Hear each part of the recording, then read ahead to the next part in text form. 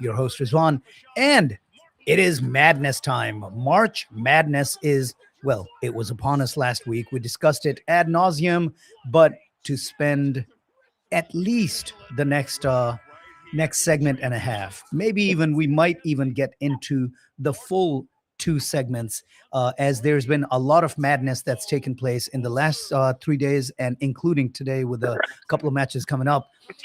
I've got on the airwaves of Radio Azad and with the Sports Spotlight hot seat, my good buddy Manny from Kansas City. Manny, what's happening, man?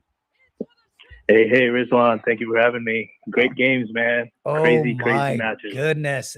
Yeah, there's a reason they call it madness, right? All right. I want to jump right into it. I know there were a few other round two games going on last Sunday, but we all know how they turned out. That was 7 days ago. We're going to start things off on Thursday with the craziness ensuing in the Sweet 16. Hey, did anyone, well, I'm sure somebody did, but did anyone think that Texas was going to be giving Purdue all they could handle in a Sweet 16 game? I didn't. Yeah. No, not a lot of people did. And, Texas, I mean, after they, dispatched of the Gonzaga, team, that was something that got everyone, at least myself. I knew they had a shot, but I certainly didn't think, they would give that much trouble to Purdue. I mean, that was a close game. I mean, they were one of the last four in, man. Yeah, They were one of the they last were four in. They had to play a 11 play-in seed. game Right. to just They get were to 11 the seed. field of like, what is happening? Um, they almost had they had Purdue. They had Purdue on the ropes, Yeah. and then Purdue pulls it out. Um, the length I think that Purdue has. Oh, I'm sorry. I'm confusing Purdue with Michigan. We're going to get to Michigan in a second, but the length that Texas had kind of what allowed them to do what they did. I never I saw Purdue play Michigan in that Big Ten championship game on Selection Sunday, and I was like, man, this is a strong team. This is a team that could actually make a run to the Final Four, and then to watch them almost lose to Texas, a team that even with my SEC bias, I was like, they're not.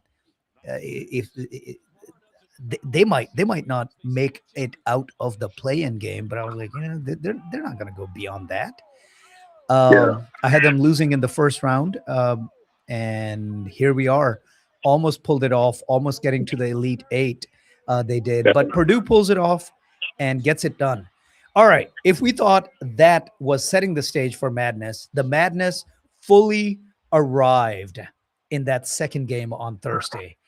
Iowa Hawkeyes, the 9 seed who had made it to the Sweet 16, they were matched up against who a lot of folks, including myself, I had them going to the Elite Eight.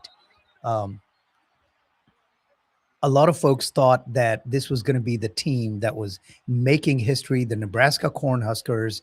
And man, Iowa, after a close first half, made short work of them. They won by only 6, but kind of had the game in hand in that second half and winning fairly easily over Nebraska and moving on to the Elite Eight. What did you see out of Iowa and how they were able to get things done in the second half? Yeah, no, Iowa. I mean, they definitely had a dream season. Their amazing point guard, Sturts, Bennett Sturts. I mean, he had a great game. He's had an amazing tournament. I expect him to get picked in. When he goes to the NBA, he's going to be a force there. But yeah, that team plays. I mean, amazing defense, and then they also just have the 3-point shot.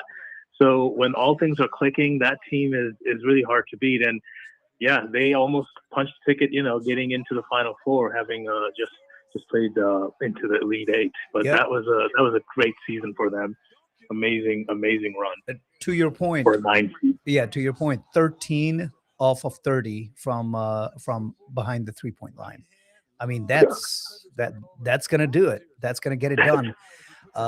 And sure enough, yeah, the magical season for Nebraska ended Hey, there. Iowa winning the 17. mayor, Fred Hoiberg, Iowa State player back in the day.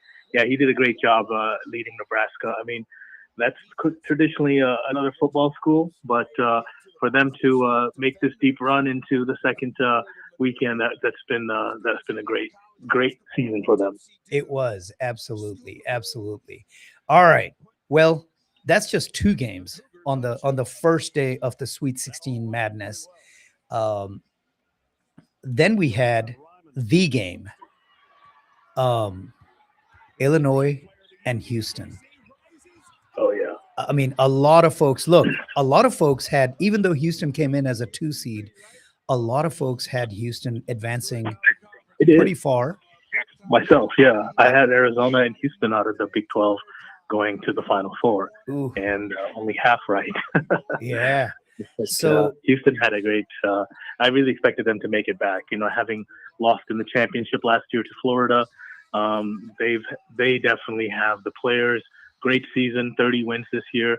They could have arguably been a number one as well, but number two seed. But yeah, this Illinois team, man, this is a season in ages. I mean, the last time they were this far is when they had was it Luther Head and oh geez, um, I remember him. Yeah. yeah, Wow. Yeah. so, I think it's been 25 years. yeah, long Uh, time. um, I just I didn't see this coming. Um, so we'll talk about Illinois in a little bit because obviously they have advanced.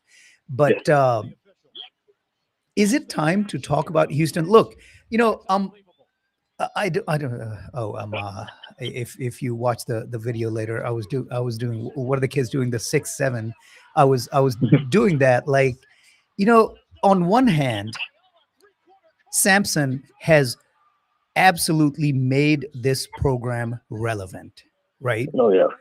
But on the other hand, he's not as disappointing as Gonzaga has been, right? We keep having high expectations for Gonzaga and they keep disappointing. But Houston's kind of close, like right behind them. Uh, they have these big, strong regular seasons. They keep giving you hope. And yes, they've made some runs, but man, you know, I didn't have them losing in after two games in the Sweet 16. Uh, is it time to talk about him being a disappointment, or has he bought enough cachet here to say, hey, you've taken a small time program into the big time, and at least you're competing year after year after year. Where do you land on this? You know, the better you do, the higher your expectations get. Yeah, Kelvin Sampson, I mean, he's been an amazing coach. He has, turned around. I mean, this is the first time since, what is it, Hakeem and Clyde days in Houston. They're talking about going this far. that they Yeah, it's been mattered. Yeah, disappointing for them to get to, the final last year. And then certainly expectations. I mean, myself included, as well as all the Houston fans, Cougars, that they would get to the Final Four at least. So I mean, what a